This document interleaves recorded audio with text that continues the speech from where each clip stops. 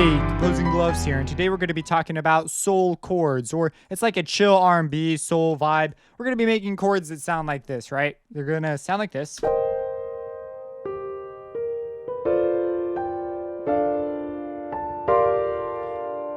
Okay, isn't that just dandy? And then we'll layer on a drum beat just to give you a feel what it would sound like if we were to throw a beat on it. And then using that chord progression, we will derive the rest of a little segment. So we'll add in some low strings for our bass, and we will end up with something like this.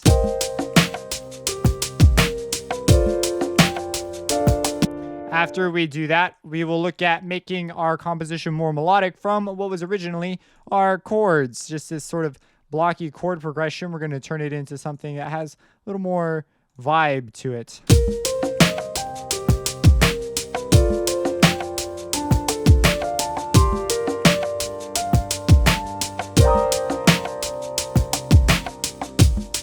And then finally, to fill it out, we are going to add in a little flute part at the top. And it's going to play the blocky chords from before, but it's going to swing them in like slowly over time. And it'll sound really nice. It'll sound like this.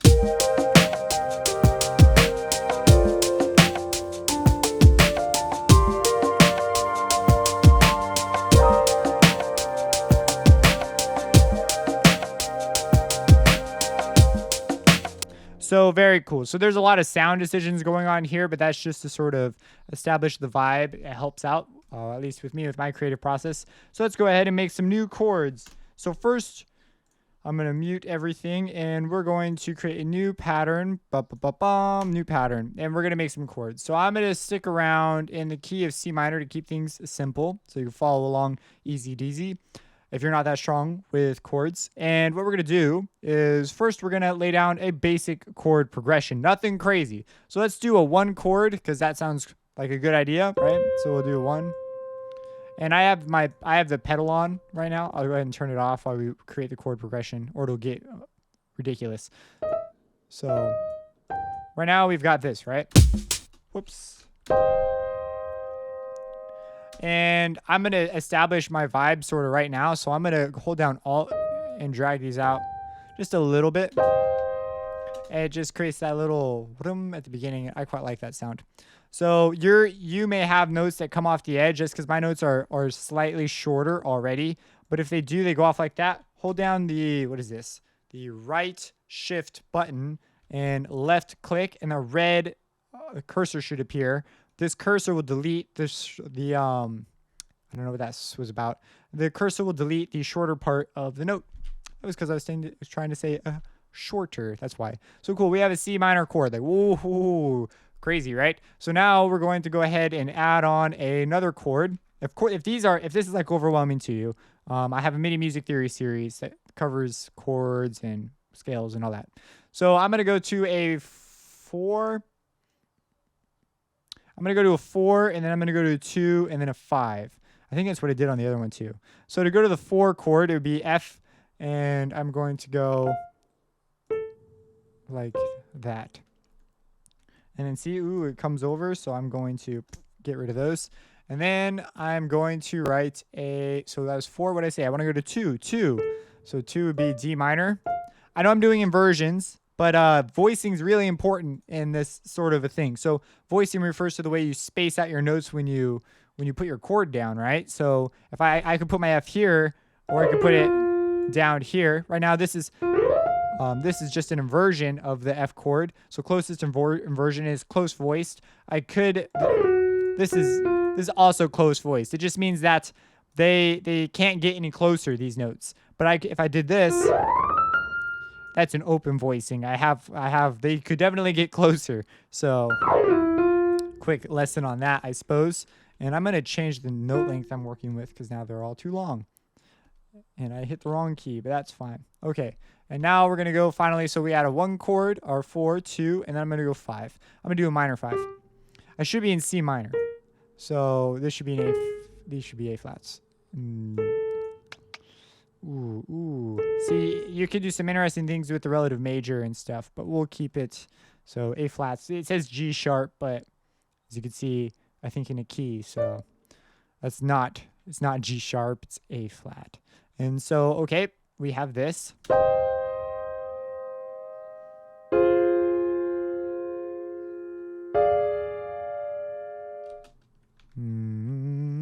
What is this supposed to be?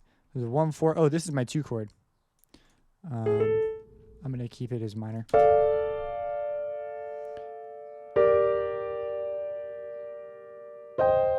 Okay, cool.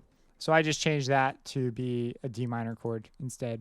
Okay, so let's go ahead. And so we have our basic chord, right? Nothing insane yet. Now, the way you make things sound, well, the easy way to do it is you just add notes. So you can, or you suspend notes. So we could add a 2, a 4, or 7. That generally gets us the vibe we're looking for. So let's go ahead and add a B flat to that, right? And drag it out just a touch.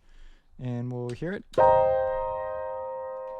And what I like to do is I like to add a little bit of movement, right? Because when it's just a straight chord like this, not that interesting. So I'm going to make it interesting. I'm going to add in a little bit of movement. Or what the heck? That looks movable. Let's see. Let's make this a D sharp. And we might consider doing something like this. Oh yeah, we're getting fancy now. If notes overlap, they might not trigger. Well, they won't trigger in my experience. So if you select the note that is overlapping and hold down Alt, you can fix that. And this largely will become a non-issue when we turn on the pedal. So, and I should have said E flat, but I said D sharp because that's what it said. Okay, I'm gonna add a E flat here. So I'm gonna add a 7. So, and I could improve this. See how far this F is? Like that's just, now visually, what happens on the keyboard is a really different story than how it looks on a piano roll. One reason why I'm working with different ways of writing music can be useful. But we're gonna go ahead and I'm gonna move this up to here just to make it a little closer together because we're gonna get real close and intimate like.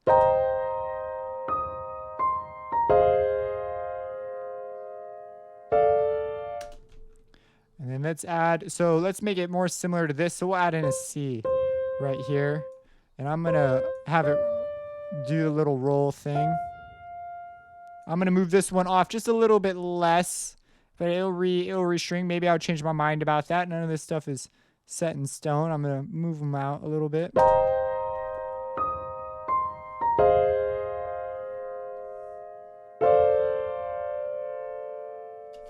Ooh, I like that. And I'm picking notes that still fit in the scale. We've got C 3 times in a row, which is interesting. It's in a way, it's a good thing. So, because it outlines our key with the notes moving around it, of course. And so I'm going to go A, B flat. This, we'll do a little chromatic thing here just for fun. I don't have any real theory. I'm thinking I'm just using my ears. I don't know. It's a weird experience, this is. Yeah, see, that didn't work out. We'll stay in the key. And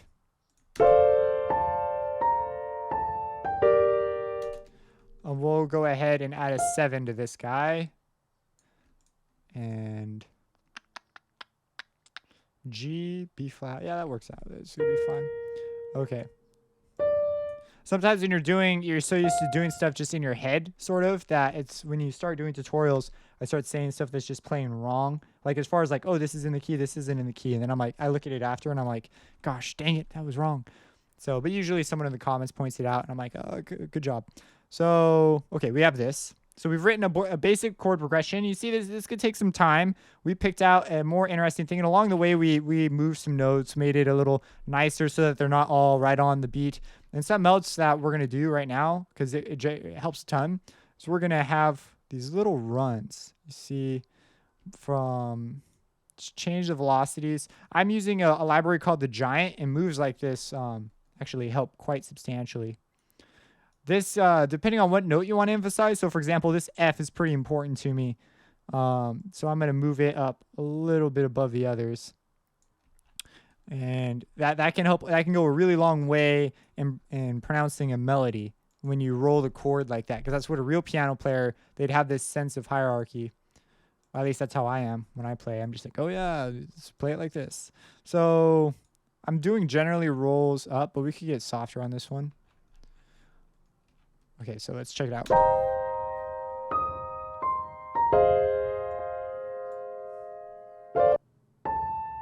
Oh, sample problems. That's fine though. So that's pretty cool. I dig it. This is a little like in your like whoa. So I'm gonna go ahead and take it down. I don't necessarily want to roll every single thing. It's good to have a little moment where it's like a natural stress I feel that's kind of adds some swing. So let's toss a beat on it and let's see how it vibes with our chill beat. And also we're working at 85 BPM. I find that this tempo 85 to 95 is a really good spot for this sort of a thing. So we're leaving some room for some breath, but we've got enough interest and movement that it's not like boring.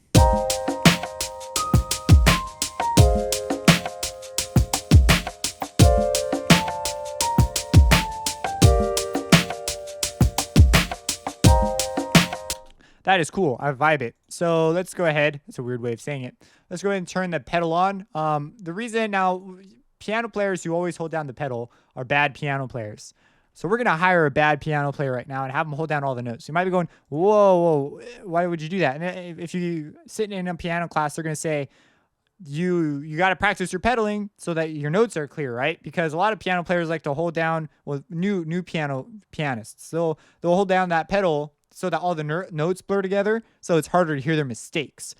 But we're not making any mistakes. We're writing in our notes. Our goal is I want this to sound a little more muddy and bring out the atmosphere in it. So I think it's a good thing to have the notes sort of just swirl together and make it a little less defined. I think that's sort of a cool effect.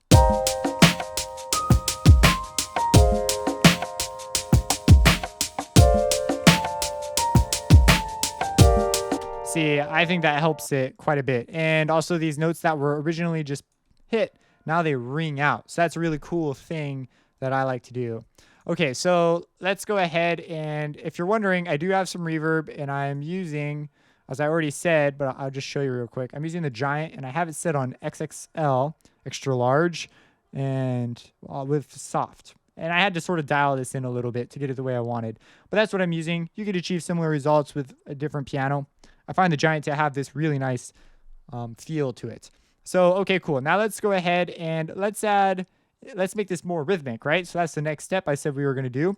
So I'm going to take this thing. First off, I'm going to move all my previous stuff down so I don't get confused. And I'm going to move this guy up here. Cool. So I'm going to move these, and I'm only going to do one. And then I'm going to let it ring out through this part, and I'll let some stuff that we're going to take from here, we're going to move it into different colors of our sound, and that will create an interesting counterpart without sounding overly complicated. So what we're going to do is we're going to make this one unique, right? Because I don't want to change that. And we're going to go to 4. And what I want to do now is I want to pay attention to notes that I deem are notes that sort of drive our chord around, right? So in this one, this A sharp is something that really defines our chord. So I'm going to keep this one. I'm going to take special care of this one. And then I'm going to go from this A sharp to this G. And let me explain let me just show you what I'm going to do. So I'm going to make this C, right? I'm going to go ahead and start arpeggiating it. So I'm going to go like this. And I'm going to go up. And I'm going to give some a little more on the volume automation or the velocity information. I'm going to give it some more information. I'm going to de-emphasize some of this a little bit more. These are color notes. They've already been moved around. They're already moving.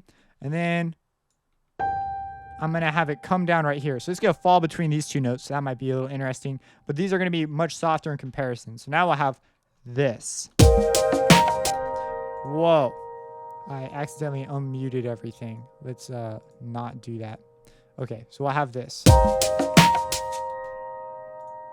Sorry, here we go. That actually sounds pretty cool. I'll bring this guy up a little bit.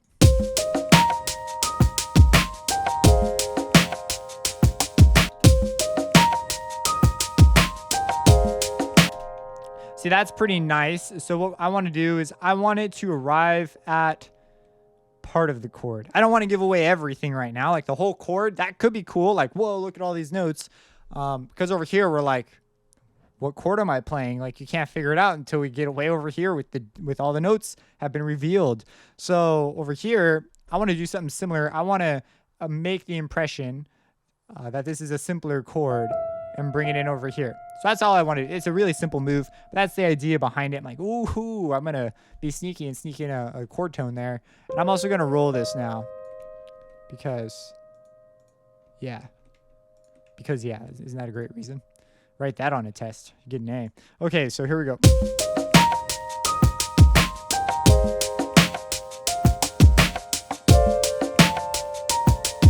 Now this one, I'm going to keep it like this. I'm going to pull the F move again because the first F is going to be ringing out. I'm going to put it in a sort of a weird spot. I'm going to put it right here, halfway through the measure. I think it'll create a cool rhythm with this. These guys, I'm going to make much softer. And with the giant, there's like sort of a nonlinear gap here according to the anatomy setting that you set on the piano. If this is gibberish to you, don't worry. But there's a setting that controls how much these velocities affect. It's like a scaling thing. And there's sort of a weird gap. So sometimes the notes sound suddenly soft. I have to go in there and change that setting or change that there. If you run into issues like that with plugins, if they have an anatomy setting, that could help out. It's just like velocity scaling.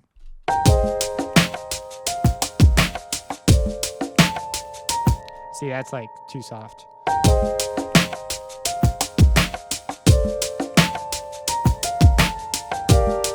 Cool. And what's here, we've got some, I want to change my velocities here just a bit. Make them soft. Put a little touch like the piano player's just like, do, do, do. You know, like one of those, or just smooth, man.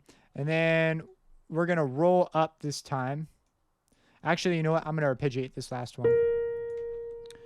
So I'm going to go up the keyboard too, because we're going to roll off.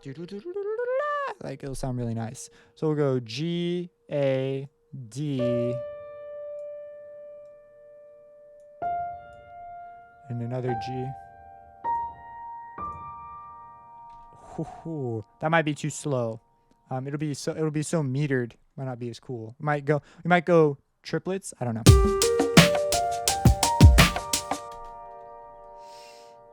I mean, sounds okay. I'll live with it for now. Let's well, okay. I can't do it. Let's make this. I like to go for third beat for this particular thing. So I'm gonna. That'll sound cool. Yes. Okay. And so we got a cool thing, and we derived it from our original chord progression. So now it sounds like this.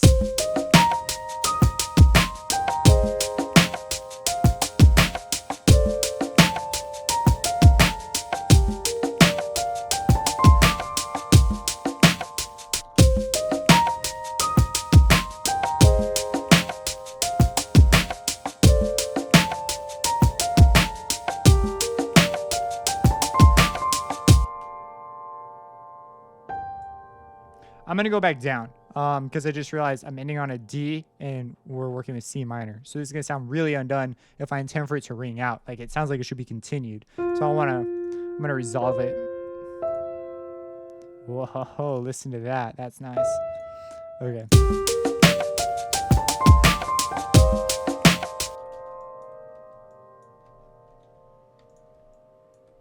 Whoops. Move that over a little bit.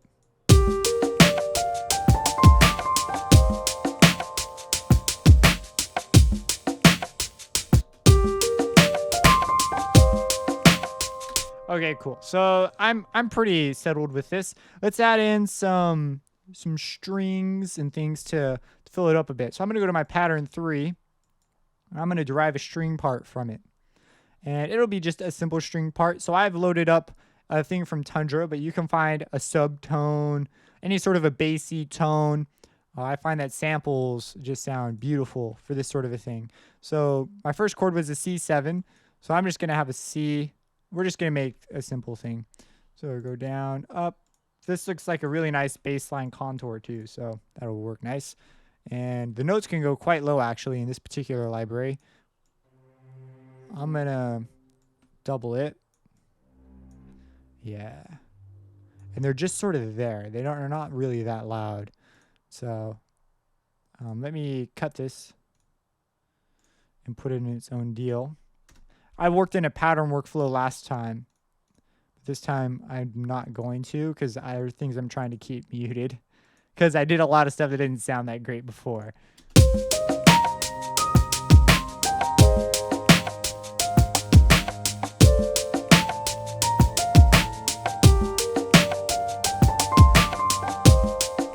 So I'm going to repeat that. Oh, I just realized I'm still in triplets. Okay. And yeah, that's that pedal. So that's part of the deal with the pedals. If you're going to put that in your final song, if you're going to work with it on, you're going to have to sacrifice. Okay, so here we got that. Now what we're going to do is we're going to go back to this original one. I'm going to grab the chords and start a new pattern. And I have these flutes. And to just give you an idea of what these flutes sound like. Oh, I'm working with a special plugin that allows me to do different things. I'm going to be working with the fluttered sound. So let me just go ahead and paste them in. They're very, very cool flutes. And hello, it doesn't want to paste. Let's make sure I grab the chords. Oh, I think I clicked on the top one. I don't know what I did. New one. Okay. Wood tie, paste. There we go. They sound like this. And someone showed me this keyboard shortcut after I asked for it. If you select a new color in your MIDI channels and then hit Alt-C, they change. And I use that so much now. Like, I was like, dude, you are so awesome. So here it is. You see, that's a big difference. So it's quite loud and bright, but I kind of like the brightness. What I want to change is the dynamics.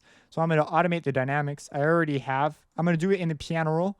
And the way it works is you click automate in piano roll, and then you right click on it, the same way you would automate. And now this is controlling the dynamic knob over time. See, this is very...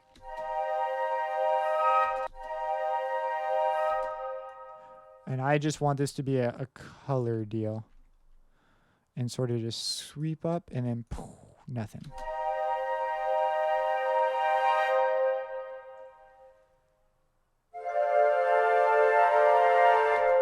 Yeah, those are going to clog us up. And this might sound better. Take this.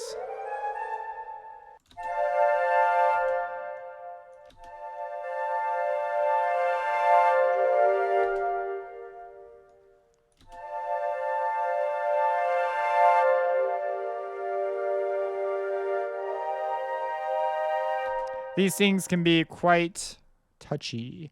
I might consider volume automation here too, but you get the idea. So we're going to turn this on and we're going to loop it twice. So when this rings back out, this is going to come in.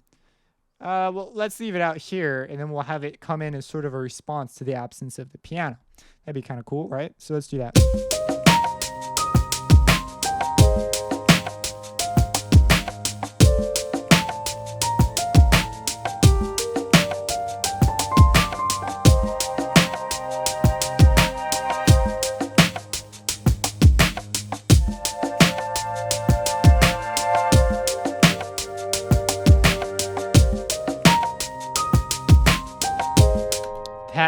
That's really nice. So anyways, this is what I do. So my challenge to you is to write some chords, write some soul chords, R&B, chill, whatever vibe you're going for, and create a beat and show it to us. Make a video explaining it, like sort of just like this video. Just explain what you're doing and why you did certain things.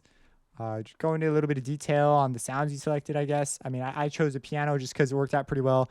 Just to show you what I was using before, I started working with this Iris. I was working with Iris 2 because I thought, oh, I have Iris 2 and I never use it. So let's go ahead and use it. And it's got this, because it uses samples, it'll have that nice quality I was looking for. I was trying to get stuff out of this sound. I was like, that's a cool sound. And so I copy and paste, and it has a nice chord. It works with chords pretty nice. And I went into the keys setting to do this, and it sounded like this. But the vibe is totally different. Like it was like, it didn't work.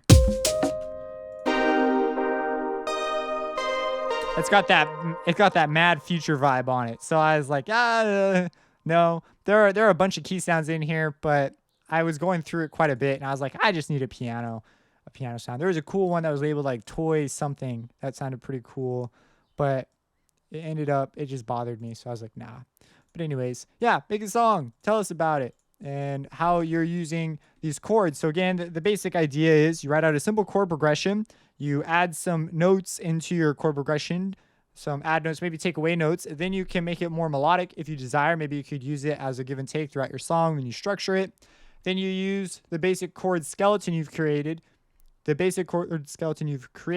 to form your bass, which we could do more with, but I like what we have right now. And to form some color tones, things that sweep up and sweep down, and just add some life and depth to it. This one's based on reverb a lot. I tend to make beats like this. This is what I sort of gravitate towards as listening tastes, so it makes sense. But I can do other stuff. Why write music that you wouldn't listen to very often? If you have any questions, let me know. Subscribe and have a blessed day.